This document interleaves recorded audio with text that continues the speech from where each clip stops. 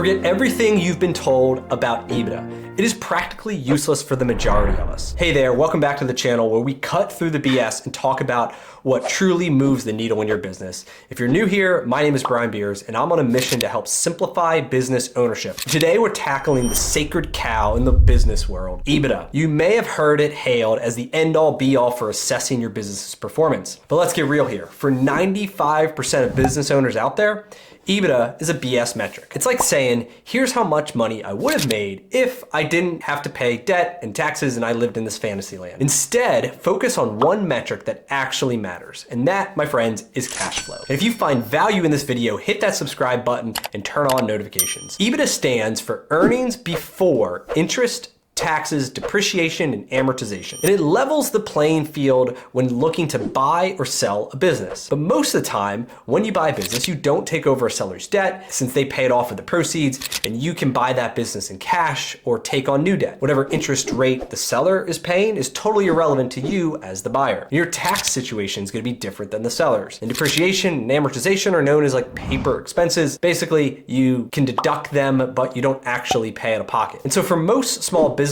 owners, the only time this matters is when you're looking to buy or sell a business, which may only happen a few times in your entire life. And that's when EBITDA comes into play, to determine a valuation, to level that playing field.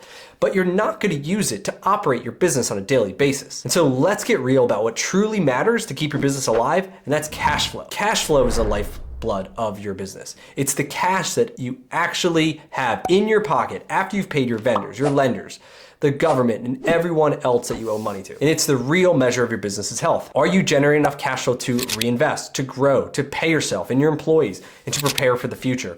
Without positive cash flow, the business cannot survive. Running out of cash is the #1 reason that businesses fail. And you may have a great EBITDA on paper, but if your cash flows out are greater than your cash flows in, you're running a race that you cannot win. Let's see cash flow in action. Take, for example, a local coffee shop. This is owned by one of our friends named Joe. And so Joe looks at how much cash is left over after he pays his baristas, restocks the coffee bean, pays the rent, and yes, settles his debt and taxes. And this is where it gets interesting. He notices that on his financial statements and looking at EBITDA, it looks healthy.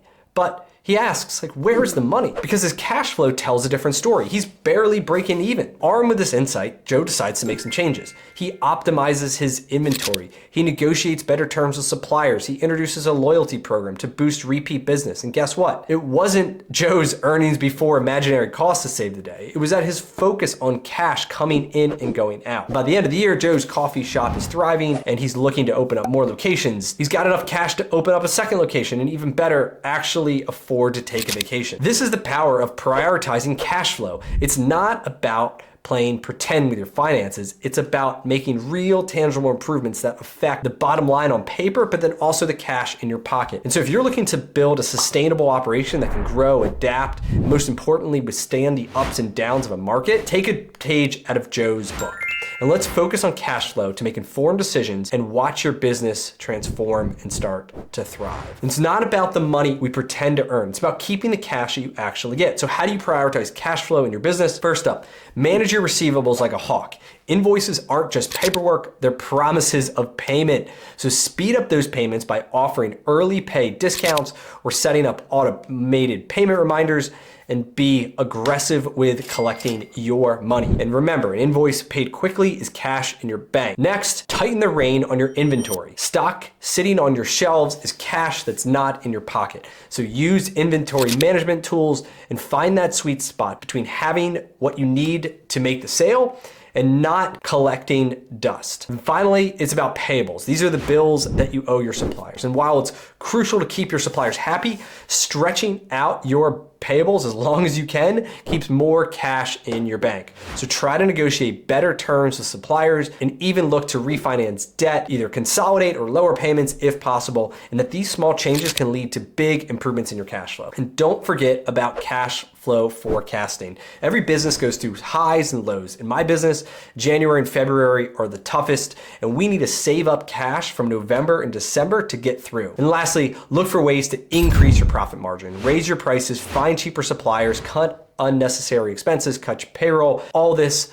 falls to improving your bottom line. Because it's about working smarter, not harder. Implementing these strategies won't just improve your cash flow, they'll transform your entire approach to running your business. It's about creating a sustainable operation that thrives on real success, not the illusion of it.